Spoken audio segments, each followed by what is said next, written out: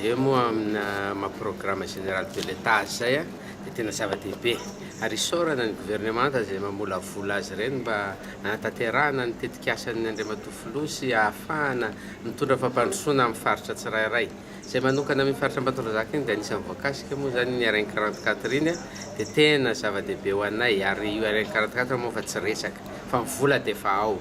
Ary misy matoky zay fa tsy vily lalana intsony a ka dia apetraka amin'Andriamatoa Filoha zany Andriamatoa Premier Ministre ary ny tompon'andraikitra ny ministre zay miandraikitra zany a fa tsy vily lalana intsony ary mba hanomboka tsy ho ela fa tonga dia mba tonga dia vavany a ary misy matoky a fa tena hoe andelaza maneran'izao tontolo zao a raha iny ny vita satria tena efa hoe zavatra impossible amin'ny fiheveran'olona azy a nefa zay mahita fa tokony possible indrindra amin'izao a sy ny vola efa ao anatin'izao a zay efa fantatra zany moa tamin'ny loi de finance. Manarak'izay dia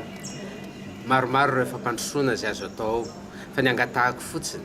eo anao Andriamatoa Premier Ministre sy ny gouvernemanta miaraka aminao mba tsy ho lasa taratasy fotsiny na ho lasa resaka fotsiny a fa mba tena ampiarina ireny zavatra ireny. Zay manokana sy ny vahoaka any aminay dia efa ampianarina mandrakariva hoe aokane mba tsy ho lany androtsika koa hitsikera fitondrana foana andao koa io amin'ny tanana amin'izay tandrifa ny vahoaka tsirairay avy a mba hahafana mitondrangana zava-pandrosoana zany. Ary eto dia manao antsoavo aminao Andriamatoa Filoha fa ianao dia nametoky ary efa mifampiresaka fa hoe ny fahazahoanao isam-bato mihoatra ny 500 tamin'ny faritra Ambatondrazaka iny dia anisany mandrisika anao hitondra ny fampandrosoana aingana ary hijery anay matetika amin'izany fampandrosoana zany. Dia matoky zany zay fa ho hisy fivoarana aingana iny faritra misy anay iny amin'ny lafiny rehetra ary anisany zavatra